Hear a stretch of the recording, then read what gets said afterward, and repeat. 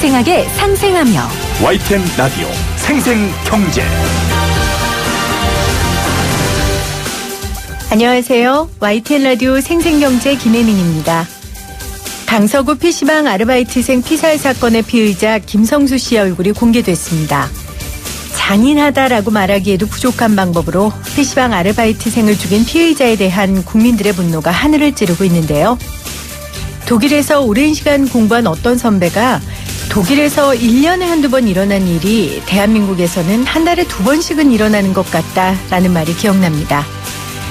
우리나라의 역동성, 빨리빨리에서 나온 급한 문화, 점점 심해지는 사람들 간의 간극, 다이나믹 코리아의 부작용들이 하루가 멀다 하고 나오는 건 아닌지 걱정이 되네요. 삶의 현장에서 땀 흘리며 일하다가 무고하게 숨진 피해자를 애도합니다.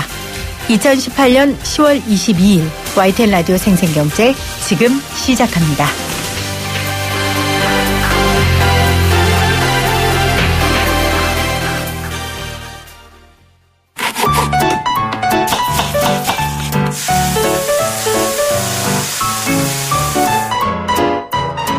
가장 맛있고 싼 제철 식품은 무엇인지 한 주간 재래시장과 대형마트의 생생한 물가 정보를 살펴보는 시간, 장바구니 생생물가입니다. 한국농수산식품유통공사 이윤정 대리 연결돼 있어요.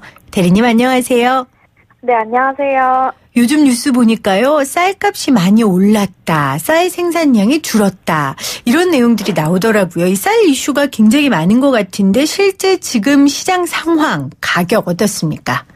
네, 지난주 쌀값 한번 짚어드리면요. 네.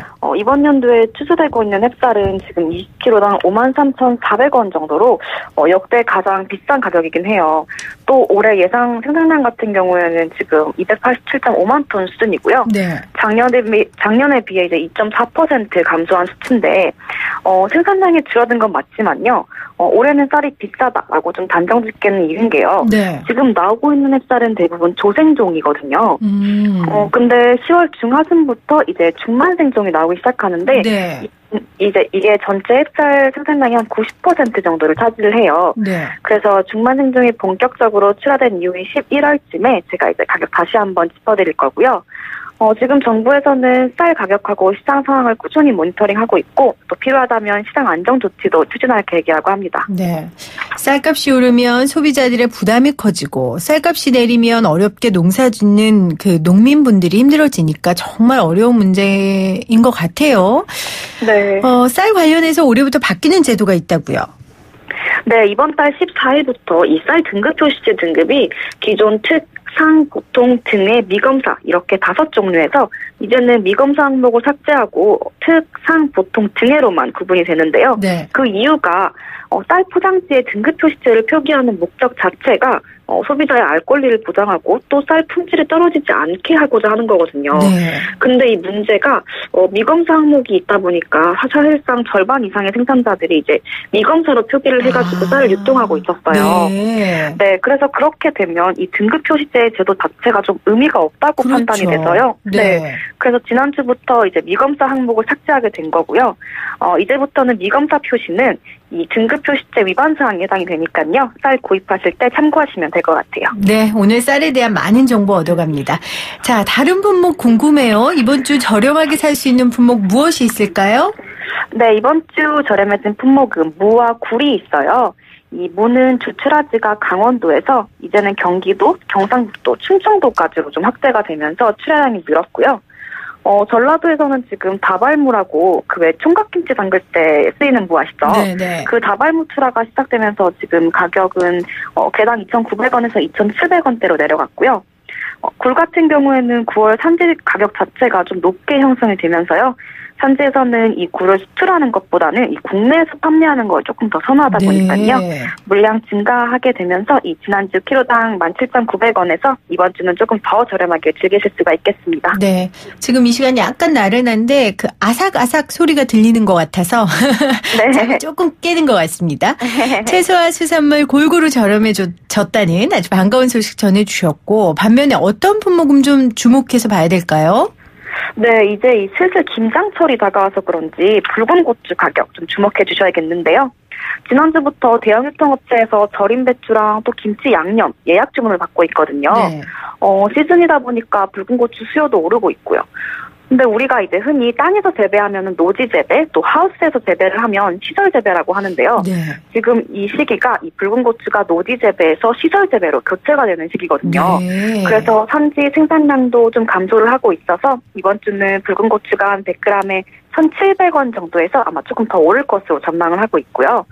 또 미나리 같은 경우는 또 요즘 날씨가 워낙 쌀쌀해지다 보니까요. 이 주위에 따뜻한 국물이나 탕 찾으시는 분들도 많아지면서 특히 탕 재료로 많이 쓰이는 미나리 수요 역시 늘어나고 있어서요. 키로당 5,800원에서 조금 더 오를 것으로 예상하고 있습니다. 네, 정말 요즘 일교차가 너무 커서 감기 조심하셔야 돼요. 저도 주말에 조금 감기 때문에 고생했는데 감기에 좀 좋은 음식 알려주세요. 네, 이 감기에 좋은 음식으로는 저는 이번 달 제철 먹거리인 모과를 이용해서 이 모과 첨가 화채를 좀 추천드리고 싶은데요. 네. 왜냐하면 이 모과가 기관지염이나 감기에 굉장히 좋거든요. 재료는 정말 간단하게 귤 2개랑 또 모과 5개, 설탕 준비해 주시면 되고요. 모과는 껍질을 깎아서 1cm 정도로 얄팍하게 썰어주시고 귤은 껍질째 납작하게 좀 썰어주세요. 그리고 귤이랑 모과를 이 설탕에 묻혀서 단지나 유리병에 좀 차곡차곡 쌓아 넣고요. 위에 설탕을 넉넉히 부으셔가지고 밀봉해 놓으신 다음에요. 한 20일 정도 이후에 꺼내서 물을 넣고 또 이제 그릇에 담아가지고 잣을 띄우시면 완성입니다. 네. 대리님 얘기 들으면 진짜 간단하거든요. 근데 이게 직접 해보면 간단하지가 않아요. 제가 재주가 없어서 그런지 몰라도 아무튼 꼭 한번 만들어 보겠습니다. 네, 지금까지 알겠습니다. 한국농수산식품유통공사 이윤정 대리였습니다. 고맙습니다. 감사합니다. 쉽다, 재미있다, 어라? 무슨 말인지 이해가 간다. YTN 라디오 생생경제.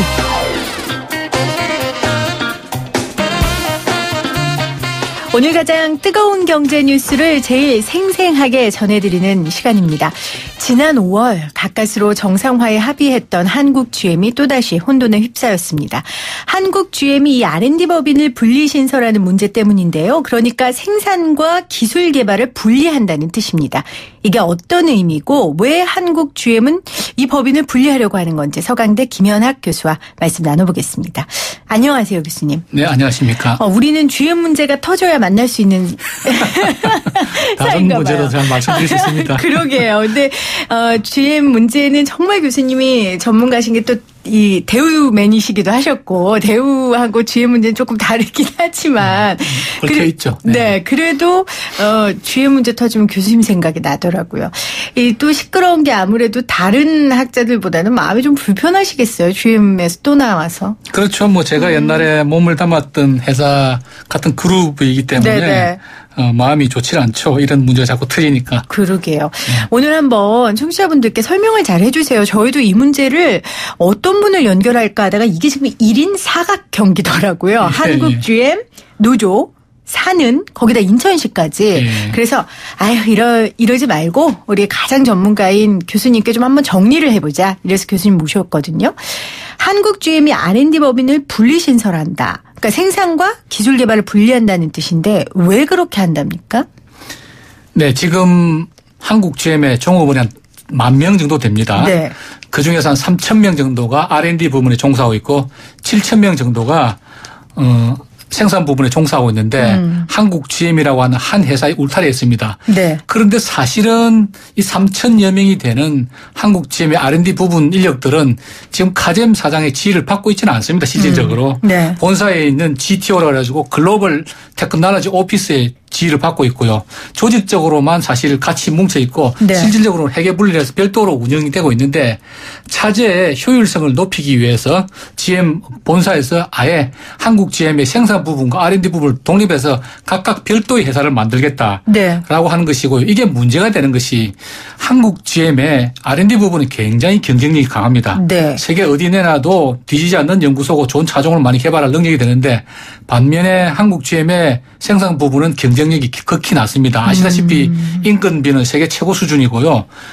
잦은 노사 분규 등으로 말미암아서 지금 굉장히 생산성이 낮고 조금 이렇게 경쟁력이 떨어지는 부분이 된다. 그래서 많은 분들이 의심하는 것은 이렇게 경쟁력 있는 R&D 부분하고 경쟁력이 떨어지는 생산 부분을 분리해서 생산 부분을 차제 구조조정을 하는데 이걸 용이하기 위해서 한 것이 아닌가 네. 하는 의심을 가지고 있고요. 물론 GM에서 공식적으로는 R&D 부분의 효율성을 올리기 위한 것이다라고 주장을 하고 있지만 그 말도 전혀 틀리지는 않겠지만 사실은 하필 이때 이렇게 R&D 부분과 생산 부분을 분리하는 것은 구조조정을 위한 한 초석이다라고 뭐 봐도 되겠습니다. 하필 이때라고 표현하셨는데 하필 이때란? 하필 이때란 아시다시피 지난 5월에 그렇게 이렇게 난리가 겪으면서 네. 군산공장을 폐쇄하지 않았습니까?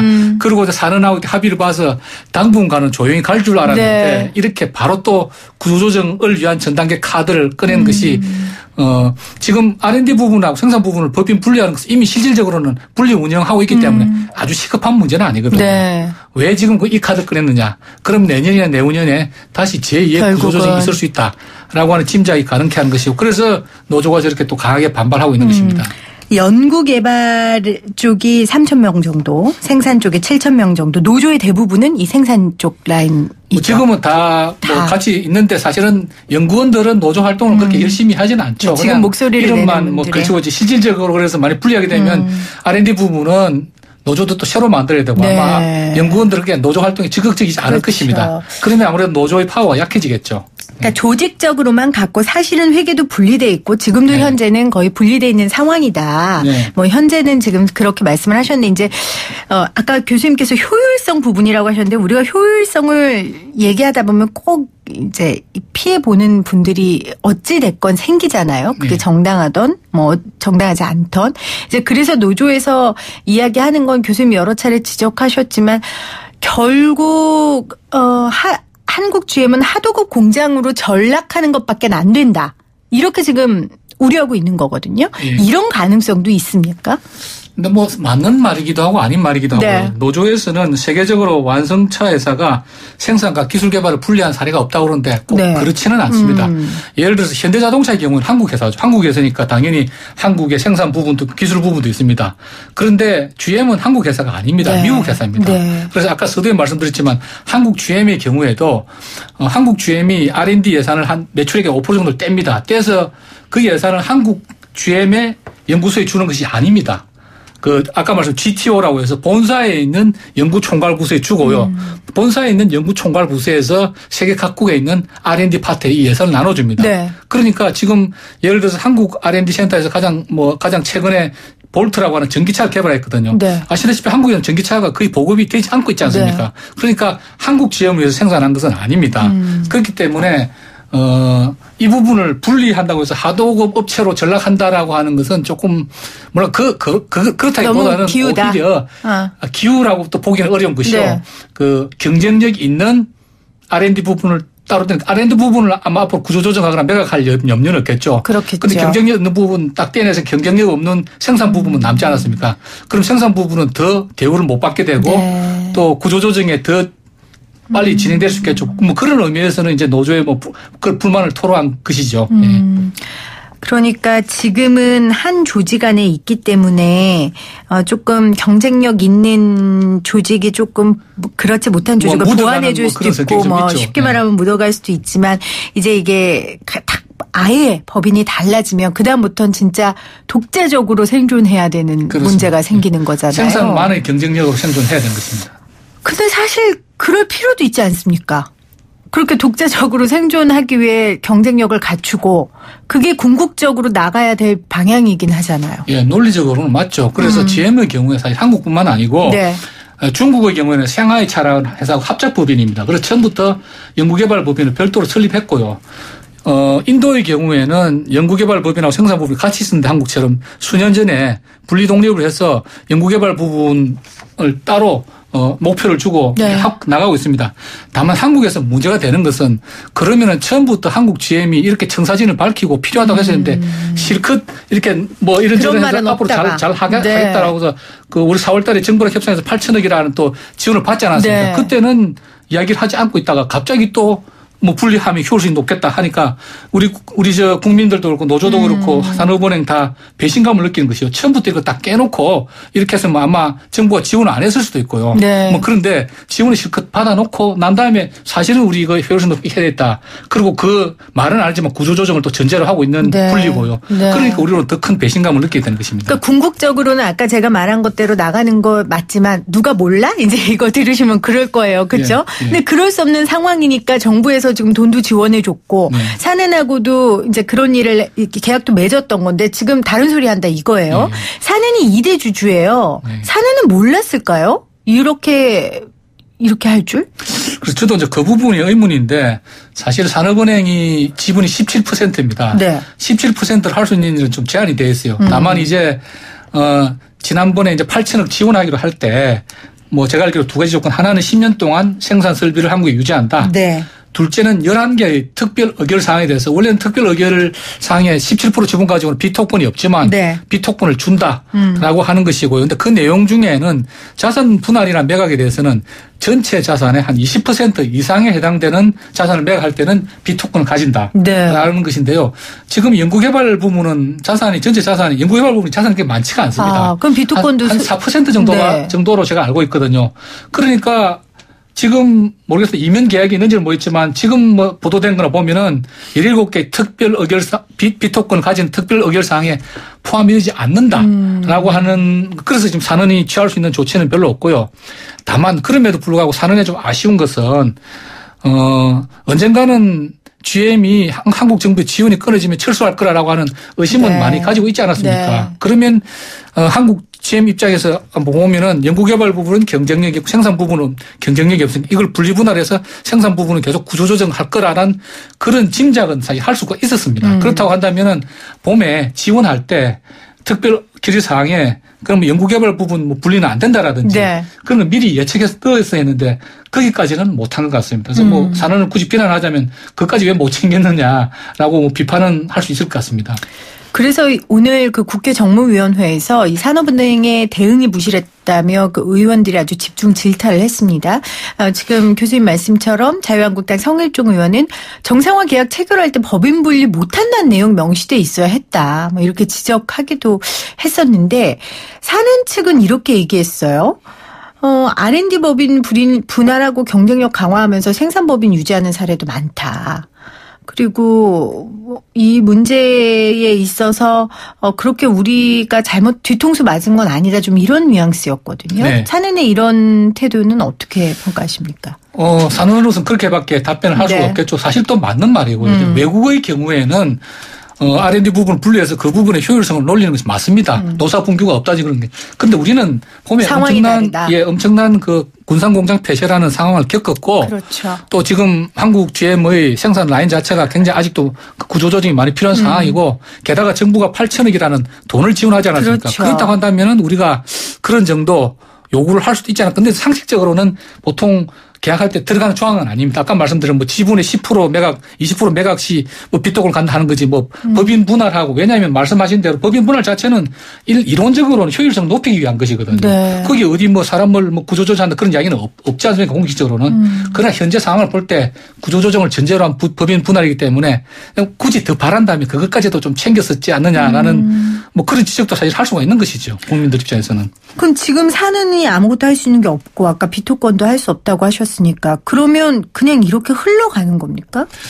지금 상황으로 봐서는 산은이 할 수 있는 것은 이제 절차상의 문제. 이번에 네.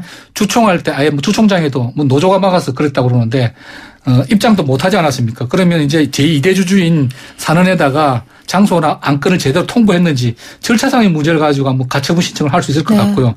아니면 제가 듣기로는 8,100억 정도 되는데 그중에서 절반 정도는 이미 4천억 정도는 지불이 됐고 그 추가 투자하기로 한 부분 4천억 네. 정도는 연말께 지원이 된다고 합니다. 그러면 네. 추가 투자할 때 그걸 지렛대로 삼아서 협상을 해서 법인 뭐 분할 문제는 좀 제고해 달라라든지 뭐 협상을 삼아 보는, 그러니까 법적으로는 지금 제가 볼 때는 할 수 있는 권한은 건 없지만 예, 그런 걸 가지고 한번 이야기는 해볼 수 있지 않겠나 하는 생각은 듭니다. 그러니까 지금 절반은 지원금을 내줬고 이제 나머지 투자됐죠. 예. 절반 줄 때 좀 내고를 할 수는 있지 않을까.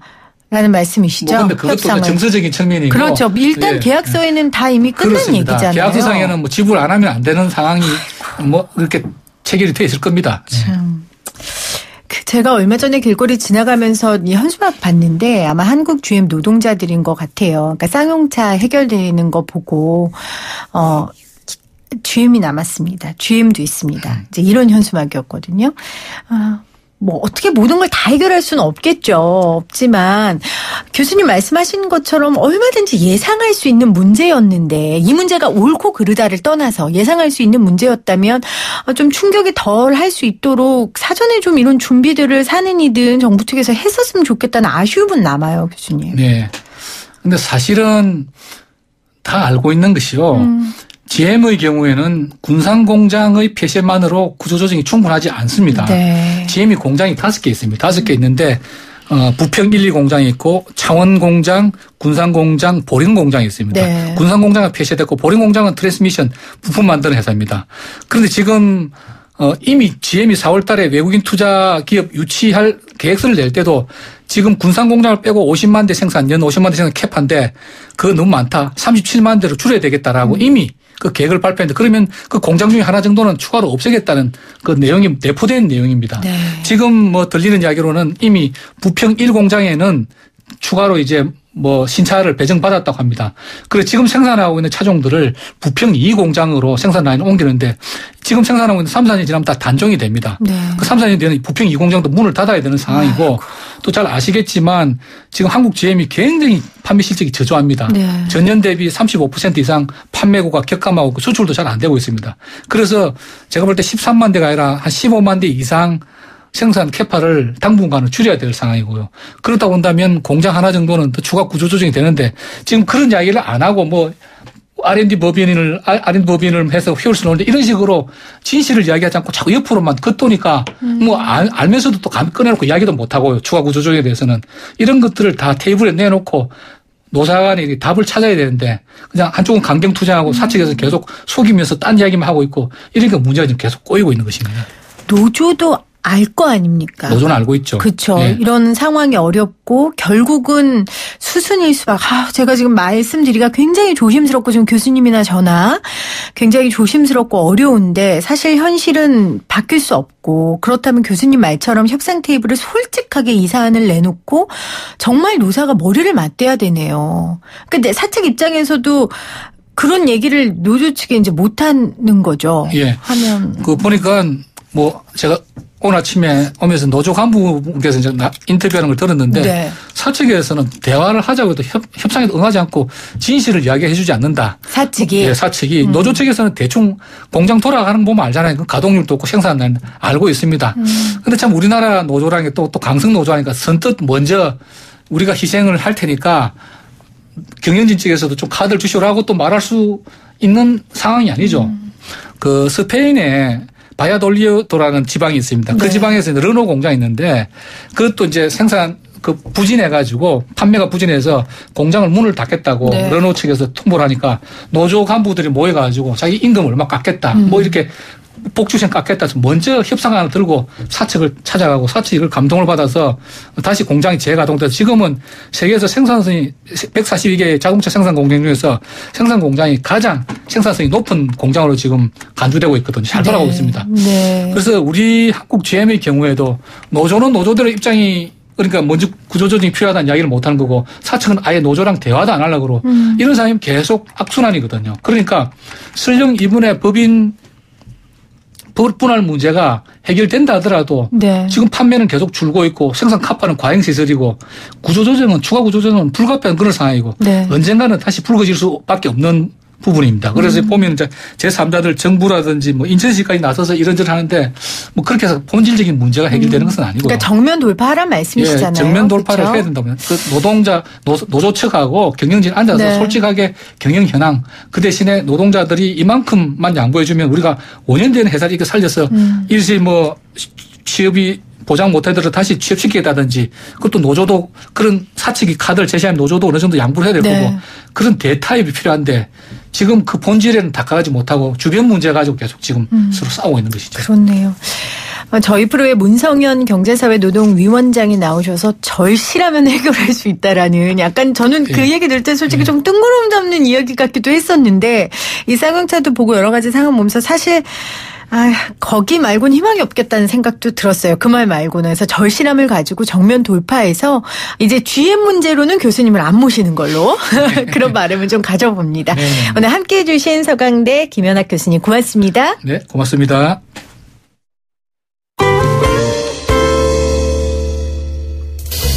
YTN 라디오 생생경제에서 여러분께 드리는 선물입니다. 청고마비의 계절을 맞이하여 여러분들의 마음의 양식을 쌓을 수 있는 다양한 책 선물들을 준비하였습니다. 밀리의 서재에서 전자책을 자유롭게 읽을 수 있는 3개월 무료 이용권을, 한국경제신문에서 다양한 경제서적을, 요리하는 CEO 박미란 고수의 가정 간편식 응용요리책을, 건조한 피부 톡 쏘는 탄산으로 아픈 만큼 아름다워지는 주식회사 테미스의 테미스 센텔라 탄산팩 세트까지 퀴즈를 맞추시고 의견을 보내주시는 분들께 추첨을 통하여 선물을 마구마구 보내드립니다. 이 푸짐한 선물 받으실 수 있는 방법입니다. 지금부터 제가 내는 퀴즈 잘 들으시고요. 샵 0945 우물정 0945로 문자 보내주세요. 오늘의 생생 퀴즈입니다. 잠시 후 2부에서는 저희가 하반기 채용에 대해 자세하게 알아볼 텐데요. 그래서 관련된 문제입니다. 삼성 채용 시험에서 이 사자성어에 관련된 문제가 나오면서 어제 오늘 이 실시간 검색어에 이 사자성어가 오르내렸습니다. 사냥하러 가서 토끼를 잡으면 사냥하던 개는 쓸모가 없게 되어 삶아먹는다라는 뜻을 가진 이 사자성어는 무엇일까요? 1번 토사구팽, 2번 청산유수입니다.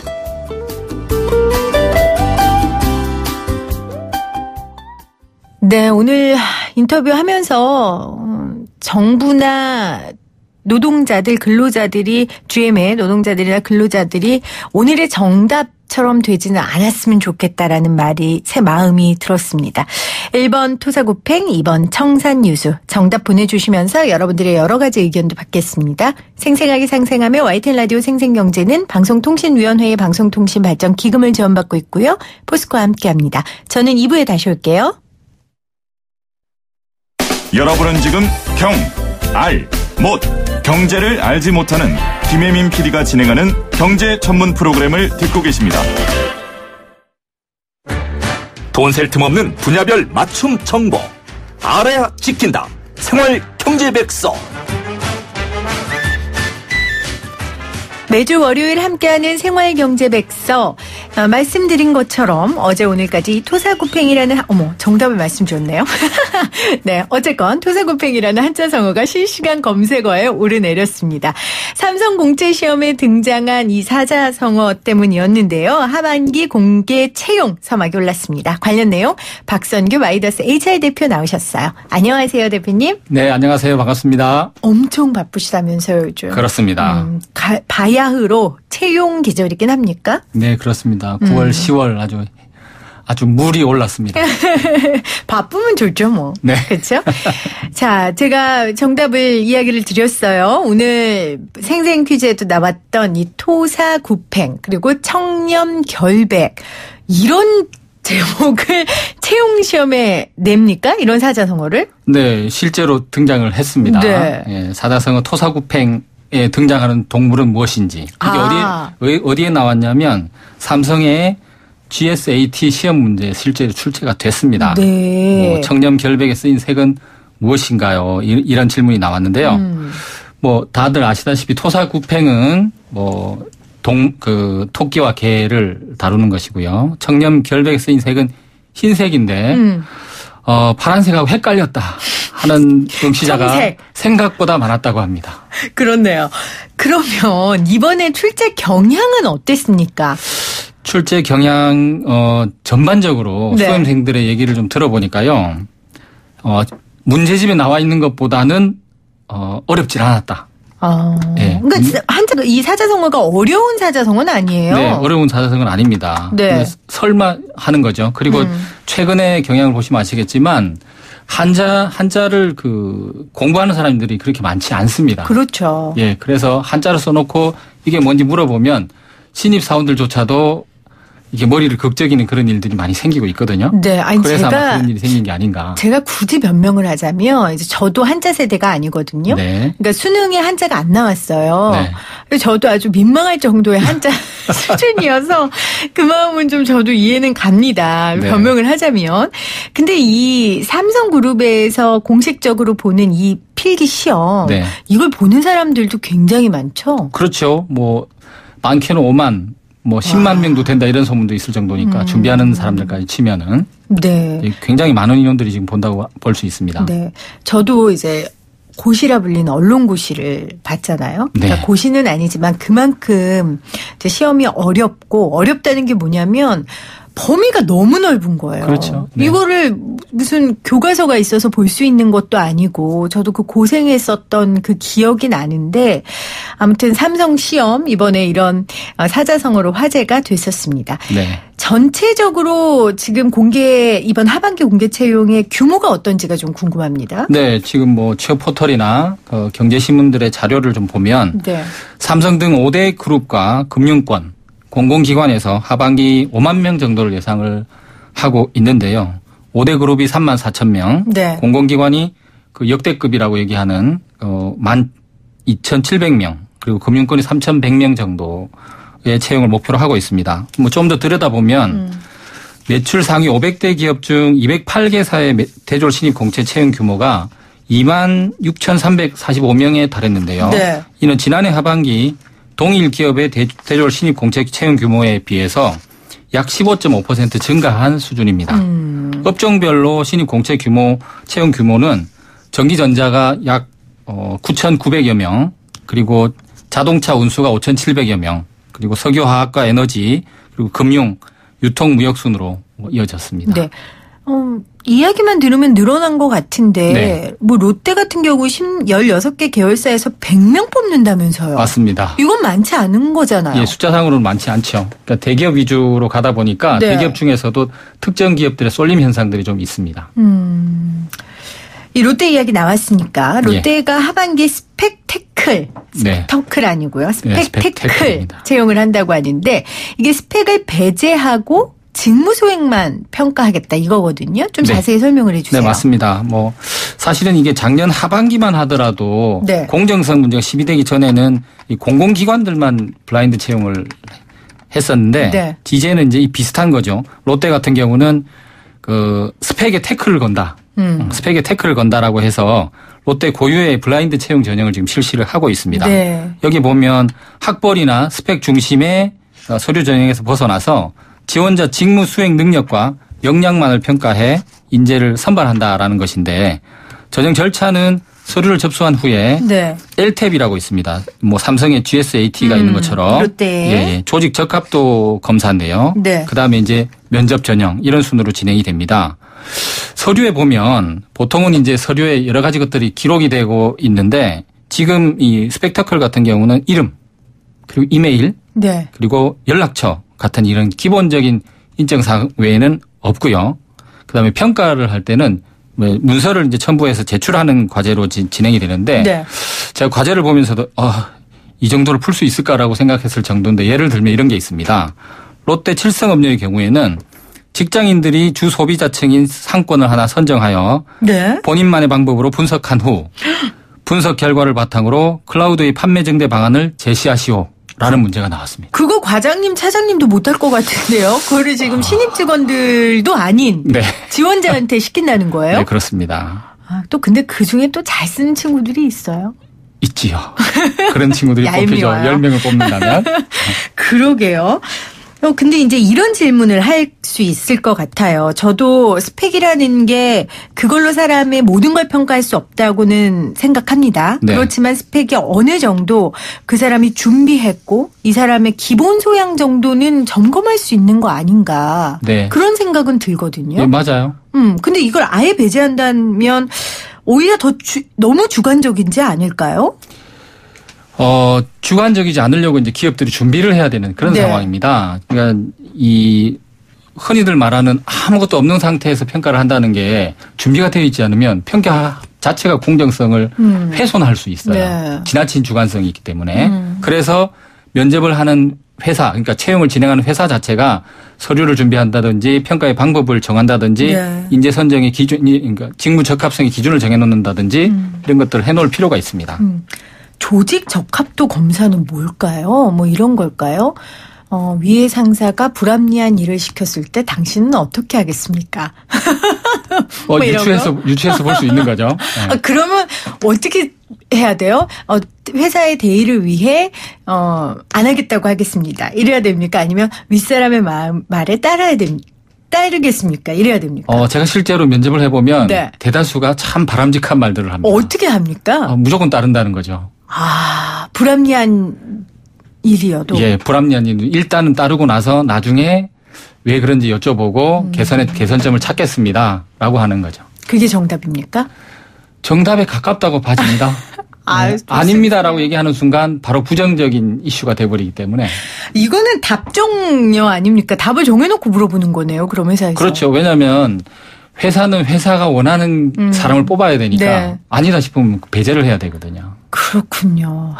알겠습니다. 오늘 하반기 채용에 관련돼서 우리 전문가인 박성규 대표와 이야기 나누고 있는데요. 아까 공정성 이야기를 좀 하셨어요. 네. 이번 하반기 공개 채용의 키워드가 공정성이다라는 그 말들도 많아요. 네. 맞습니까? 예, 맞습니다. 잠깐 설명을 드렸지만 사실은 이 공정성 문제가 그 채용 비리로 인해서 더욱 두드러지게 지금 부각이 되고 있습니다. 네. 이전에는 이런 이슈들이 없었잖아요. 한정적이었는데 지금은 전체적으로 지금 공정성이 부각이 되다 보니까 여기에 포커스가 좀 맞춰지면서 채용 전형에도 영향을 미치고 있습니다. 공정해야죠. 당연히. 그렇죠. 그렇죠. 이거 하나 준비하기 위해서 취준생이 얼마나 많은 시간을 투자하고 노력하는데 그런 취준생의 진심과 마음을 농락하는 네. 그런 입시 절차는 있으면 안 되겠습니다. 네. 저희 프로그램에 이제 중장년층들도 많이 들으시니까요. 네. 지금 저희가 청년 취준생 이야기를 했는데 신입 직원으로 한정해서요. 재취업을 해야 하는 중장년층들에게도 취업 정보가 참 중요합니다. 예. 어디에서 얻을 수 있는 그 통로가 있습니까? 정부 기관이 가장 우선적이고요. 네. 정부 기관 중에서 알리오라든지 이런 쪽은 공공기관 채용까지도 포괄적으로 볼 수 있기 때문에 네. 그런 사이트들을 좀 보실 필요가 있고 그다음에 일반적으로 아시는 잡포털이라고 하죠. 취업 포털들이 가장 아마 활발하게 이루어지는 창구가 아닐까라는 생각을 합니다.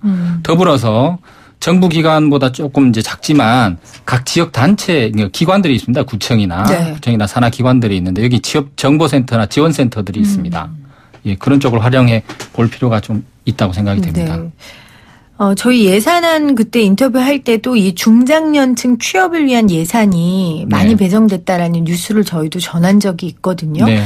중장년층 취업이 어떻습니까? 전문가가 보기에는 이게 너무 단기간 일자리나 이렇게 육체 노동에만 속해 있는 편중돼 있는 게 아닌가 이런 생각도 들거든요. 전체적으로 보면 그렇다고 봐집니다. 수치상으로 봤을 경우에는 이게 왜냐하면 갈 수 있는 직업군 자체가 굉장히 제한적입니다. 나이가 들었을 경우에. 근데 그러니까 예를 들어서 30대나 40대 같은 경우는 직무 중심으로 간다고 했을 때 50대나 60대 이후 같은 경우는 직무에서 벗어나 버리는 경우들이 많거든요. 그러다 보니까 그런 얘기들이 주로 나오고 있습니다. 네. 그러면 이 중장년층에서 재취업을 하고 싶어하는 분들이요. 꼭 알아야 되는 소양 같은 거, 자격 같은 거 그런 게 좀 있을까요? 네.